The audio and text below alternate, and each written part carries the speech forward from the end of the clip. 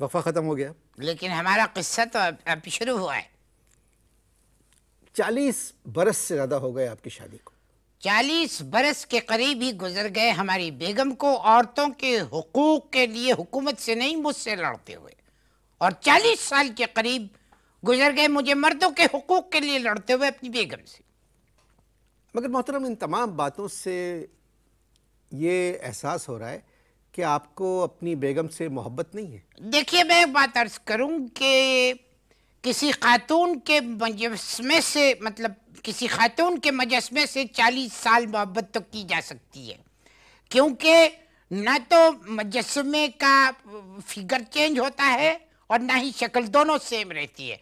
और जैसे जैसे वक्त गुजरता जाता है वो मजस्मा जो है वो बहुत ज़्यादा एक्सपेंसिव हो जाता है, उसकी कदर में इजाफा हो जाता है, महंगा हो जाता है। मगर देखिए, दो इंसान जब साथ रहते हैं, ज़िंदगी गुजारते हैं जी, तो फिर रोज़ाना झगड़ा। कभी आपने कोशिश की बेगम से दोस्ती करने की? अब जब इतना ज़ाती सवाल आपने फरमा लिया है तो इसका जवाब देना मुझ पे गोया लाजिम है। जी हाँ, मैंने दोस्ती करने की कोशिश की। पिछली शादी की सालगिरह पे मैंने ऐसे हाथ बढ़ाइए हाथ, मतलब उनके हाथ की तरफ? जी, और कहाँ बढ़ाया, हाथ बढ़ाइए। आप यूँ समझ लीजिए कि मैं बेगम हूँ और आप मेरे शौहर हैं। अब यूँ हाथ मिलाया तो बेगम ने कहा कि तुम्हारे हाथ से कबाबों की खुशबू आ रही है, हाथ हटाओ। यूँ कर लिया। तो क्या खुशबू आ रही थी? देखिए, मुसलमान जो है अपना सीधा हाथ कभी कभी धोता है, समझ में आई बात। और मानते हैं कि एक रोज कबल हम बंस रोड गए थे कबाब खाने के लिए। अब अगर दूसरे दिन भी कबाबों की खुशबू हाथ से आ रही है तो इसका क्या मतलब है, यानी ये कबाबों की अच्छाई है। अब इस पर खफा होने की क्या जरूरत थी? मगर कबाब खाकर आपको हाथ धोना चाहिए थे।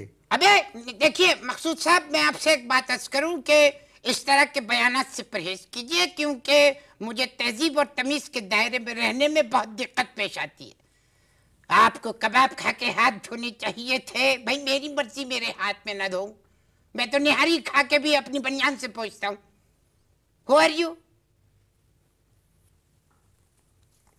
मुलाजमत करते हैं कुछ? ना, आप मुलाजमत नहीं करते? नहीं, तो फिर क्या करते हैं? हम सिर्फ इश्क करते हैं, मौसीकी सुनते हैं और बंस रोड जाके नल्ली निहारी और कबाब खाते हैं।